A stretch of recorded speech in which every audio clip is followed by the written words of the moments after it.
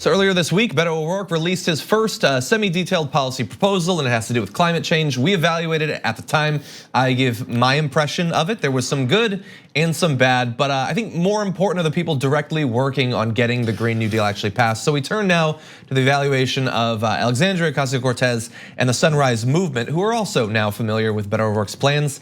And AOC said, personally, I think we need to have more aggressive timelines than that, to be honest. I think that the science and the IPCC report shows exactly what we need, and our legislation needs to be in line with that. So we don't have her detailed analysis of a number of different parts of the plan, but one of the major issues that many environmental progressives like myself had with it was that while he had previously, just a month ago or within the last month, acknowledged that we need to aim to be net zero on carbon emissions by 2030, in his plan that had suddenly changed to 2050. And so on the timelines, he seems to have very quickly evolved and produced a much more relaxed, sort of lackadaisical plan to get to net zero carbon emissions. So I mean, I wonder, a lot of times what could change is if you feel you need to take a softer approach when you're in the race like this. And as you can see, Alexandria Ocasio-Cortez comes out and says we need to make sure we do this in this type of timely manner, and maybe it frees her up. There's something about this. I don't know if it's necessarily the stress or if it's the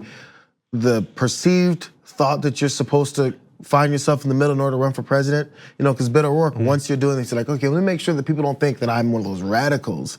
Let's go ahead and stretch this out, but still say I'm for it. It could be as simple as that.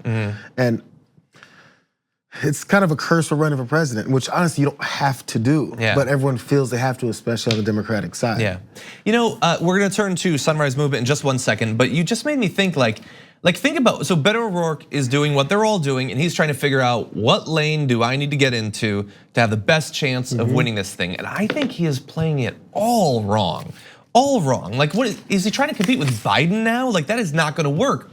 But imagine if Beto, a guy who, whether he in the end really deserved it or not, back in his Senate run, he developed a bit of a progressive sort of aura around himself. And when he wants to, he can sort of sell that in his speeches.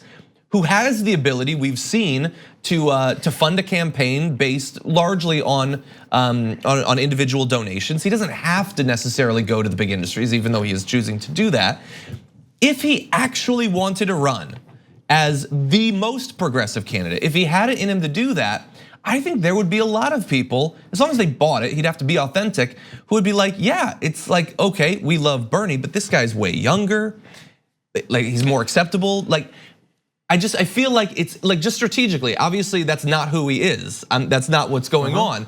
But if he actually wanted the best chance of running, that would be the way to do it. It's the hard thing about 20 candidates. Everyone's trying to figure out their one avenue. Yeah, I think he is totally bungling it, and I think Pete Buttigieg would attest to that as well.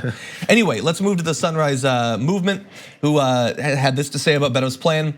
We're glad to see Beto release a climate plan as his first policy and commit to making it a day one priority for his administration. He gets a lot right in this plan. Unfortunately, Beto gets the science wrong and walks back his commitments from earlier this month in Iowa to move to net zero emissions by 2030.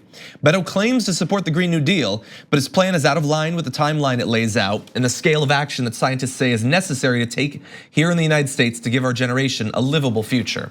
And just to be fair, I do also want to give you the response of the Beto campaign to these criticisms. This is their statement. This historic $5 trillion investment is not only the world's largest ever climate change investment in infrastructure, innovation, and our communities, but is also in line with the 2050 emissions goal of the Green New Deal, which is not really an accurate read of what the Green New Deal is trying to achieve. It might be true that this is the first big proposal by a presidential candidate on this level of magnitude. But I do think that he is, again, he's stretching the purpose and intent and plan of the Green New Deal in a way that I, for a couple months now, have been telling people to be on the lookout for. It's getting harder and harder to do it. I mean, the era of running for any kind of office now, when everything you've said is remembered and repositioned and presented to you in every way, it's tough now. And you got different organizations that actually have their agendas strictly to get things done with climate change and with our environment. And if you give us pieces of it, each of those is gonna take a piece from you and talk about what you said and what you promised before and what the reality of the situation is. It's harder and harder to do it, so you just have to go straight forward and do what you're gonna do and be unapologetic about it. Playing in the middle will get you picked off from more ways. Exactly. Well, we'll see if he will adapt to that over time.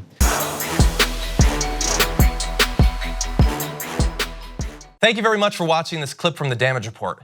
If you liked it, don't forget to subscribe to this channel and ring the bell on YouTube to get notifications of our new videos.